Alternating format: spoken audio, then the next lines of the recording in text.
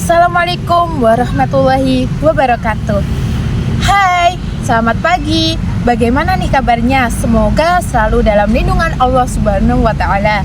Oke, jadi di podcast kali ini saya akan mengajak kalian untuk bercerita bagaimana agama Islam bisa masuk ke Indonesia. Kalau ngomongin soal agama Islam, tentunya hal yang paling menarik bukan cuma seberapa banyak pengikutnya, tetapi cara Islam datang dan berkembang. Kalian tahu nggak sih bagaimana caranya Islam masuk ke Indonesia? Tentunya bukan karena paksaan ataupun peperangan, tetapi Islam masuk ke Indonesia dengan cara yang damai, bijaksana, dan dekat dengan kehidupan masyarakat.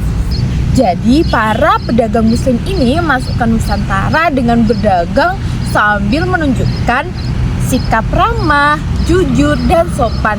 Dengan sikap seperti itu, akhirnya masyarakat mau mempelajari agama Islam secara pelan-pelan. Tapi juga tidak hanya melalui jalur perdagangan saja. Islam dibawa melalui jalur pernikahan dan pendidikan. Nah, ini yang bikin keren karena gimana ya? Islam itu disebarkan melalui dengan cara yang mudah-mudah, teman-teman. Teman-teman tahu nggak sih hal yang paling keren lagi tentang masuknya Islam ke Indonesia? Jadi masuknya Islam ke Indonesia itu juga disebar melalui budaya lokal. Nah, Islam ini tidak menghapus tradisi yang sudah ada, tetapi justru Islam ini mengarahkan dan menyesuaikan dengan nilai-nilai Islam.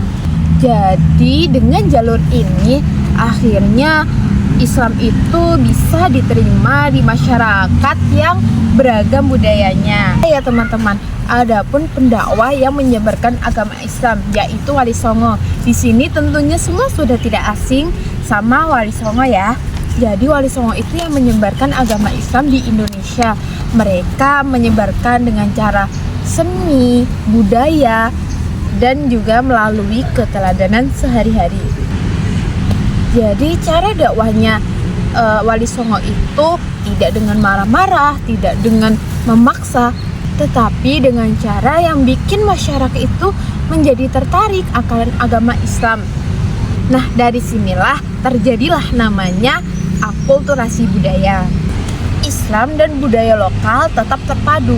Nah, kita bisa lihat dari tradisi seperti sekaten, bentuk Masjid Nusantara, dan juga sampai kebiasaan masyarakat yang bernuansa Islami tetapi tetap mempunyai ciri khas daerah masing-masing. Oke teman-teman, jadi nilai utama yang bisa kita ambil dari perjalanan agama Islam ini masuk ke Indonesia yaitu Islam itu mengajarkan kedamaian, kejujuran, toleransi, menghargai perbedaan, dan tentu masih banyak. Nah, nilai utama itu tadi juga masih relevan loh sampai sekarang. Jadi dari sejarah agama Islam yang sudah kita bahas tadi, perbedaan pendapat itu bukan buat diperdebatkan, tetapi buat memahami satu sama yang lainnya.